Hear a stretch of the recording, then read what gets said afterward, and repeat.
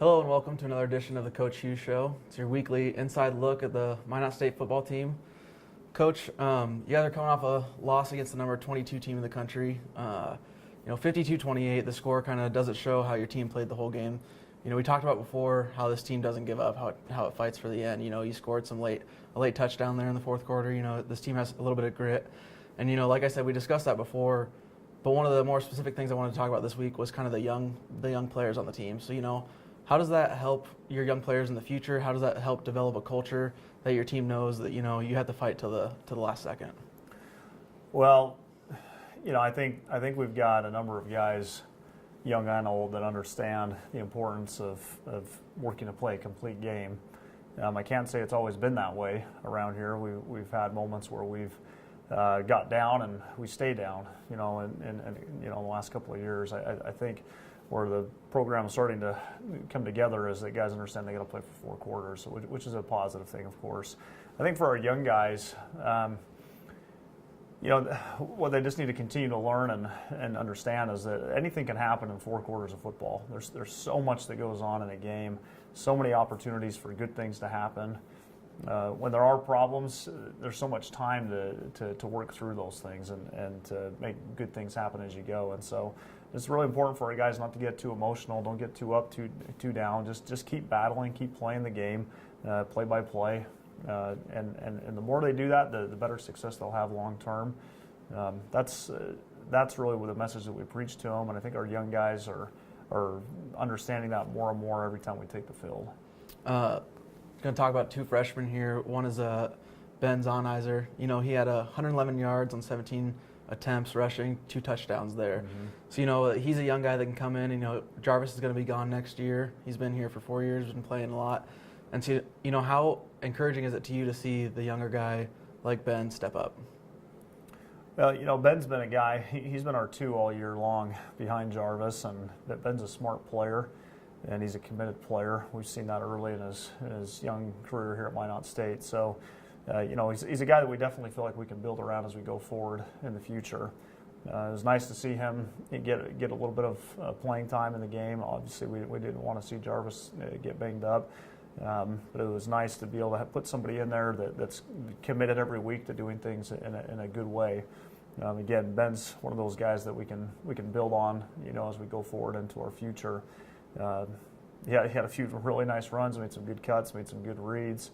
Of course, broke off a really big run on a 3rd and 1 play, which was great to see. So we like Ben, and he's definitely a guy that fits what we want to do here with our run game. And as I said, he's a smart kid, so there's a lot that we'll be able to do with him, in the backfield, out of the backfield in the future, as his career progresses.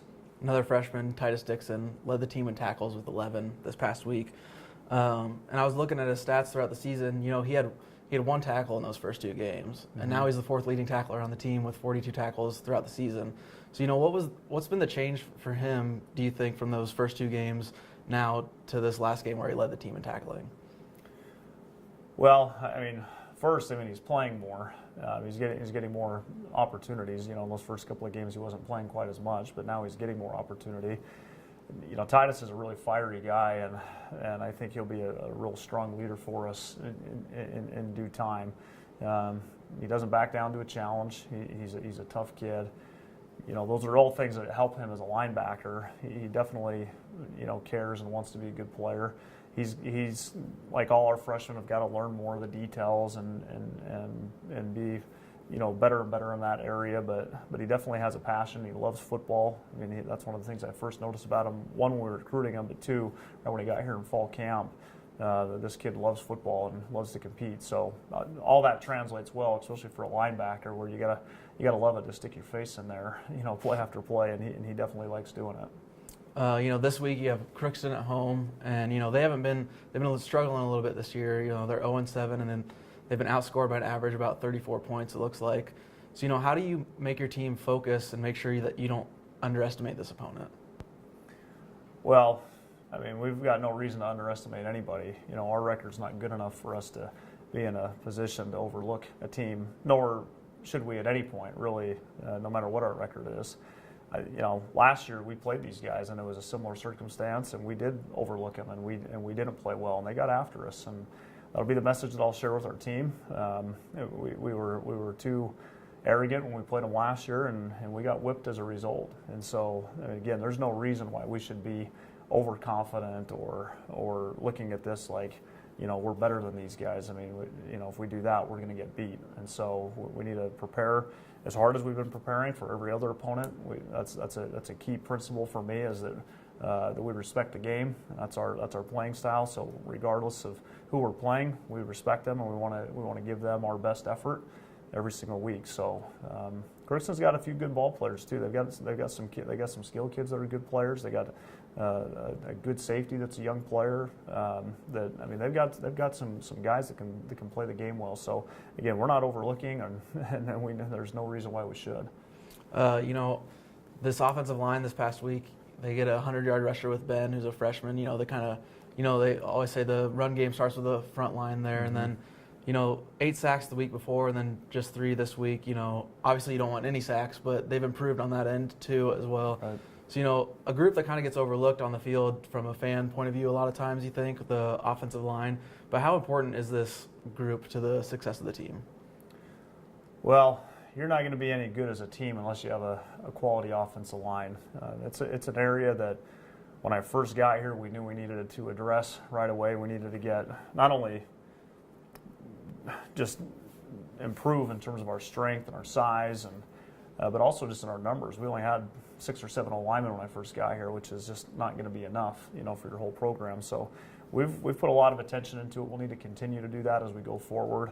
We've got a couple of guys that are real solid players along that offensive line. We missed one of them last week, and Logan Gunderson. He was out. He'll be back this week. We did have some guys step up and do some good things. We got Darius Alexander-Jones back last week. He'd been gone the past couple of weeks. That definitely helped. And Chris Carnes is a tackle for us, and he's, we're talking about Titus and how much he loves football. Chris is one of those guys too. He absolutely loves football and loves the work and the grind. It's part of it. And so we've got some pieces there along that offensive line. We need to continue to add more to it. I've always felt like the attitude of the team starts with your offensive line. If you have a big, tough offensive line, it just spreads, throughout the entire team. And so I want us to continue to become that more and more every single day. Like I said, I think we got a few pieces there in place that can help us become that. You mentioned a couple of things there. Logan Gunderson, the attitude that starts with them. Logan's a guy that, he's pretty visible. He's a guy that's always upbeat and always positive, it seems like. So is he kind of the leader of that offensive line? He's been here for a little bit, and how much does his positive attitude help the team? Well, yeah, he's definitely a strong leader on that offensive line, and he's always upbeat and he cares, and so everybody enjoys being around him for that reason. He'll come out to practice and he'll be doing quarterback center exchange in our early outs period, and he takes all the snaps and all the steps just like if it were in the game, and he takes it really serious. The quarterbacks know that he approaches it in a serious manner. Then he goes down to work with the O-line and individual, and he takes that serious, but he does it honestly, with a real upbeat attitude, and so I think it just helps guys elevate their attitude no matter what they're doing. He missed last week, and he's had plenty of other bumps and bruises along the way over the past 3 years. Probably a lot of other guys, might have said, I'm not ready to go this week, but he's never done that. This week, our medical staff said, you got to sit this one out. But he's a guy that will always get in there as much as he possibly can, and it's impossible really to get him off the field. So, we want to continue to build, that offensive line around guys like that, because that's what, as I said, like you start having guys like that love the game and compete, and you get that along your offensive line, that starts spreading out, across the whole, phase of the roster, and all three phases, offensively, defensively, and special teams. This week, it's going to be Week 8 at home against Crookston, and I'm sure I don't have to remind you, but 2 years ago, Week 8 at home against Crookston, you got your first career win in that game. And you've been coaching for a while now, but from that win, from that Crookston year, from that first year of you coaching to now, what are some of the things that you've been able to learn just in your time at Minot State? Oh, boy. Well, there's a lot. This conference is really good, and there's a lot of formidable opponents that you see every single week. Good coaches, good players. I think one thing in the NSIC is there's a lot of really strong programs. So the kids, when they get there as a freshman, by the time they get to the point where they're a senior, they've been a part of a really strong program, and alumni networks and all those things. And so when you play them on Saturday, you're not just playing like the one team in a sense. You're playing, a lot of tradition and a lot of, like, as I said, formidable, coaches and players. And so one of the things that we've tried to do here at Minot State is to help develop that tradition here at the Division II level. See, Minot State had a great program in the NAI ranks, and as we've transitioned to Division II, it's trying to get us to that point where we were in NAI and even beyond, hopefully. So Minot State has a lot of good tradition too, but as we've shifted leagues, it does require not creating a new identity, but definitely transforming yourself to some degree. So that's something that I've seen here. I think some other things, just in terms of what we need to have, on the field, size, speed, what wins in this league, what you need to be competitive week to week out on the field, but also, what you need, week to week, and, with things off the field, maybe your academic sport, your strength and conditioning, your medical staff. I mean, all those things, that all contributes to winning.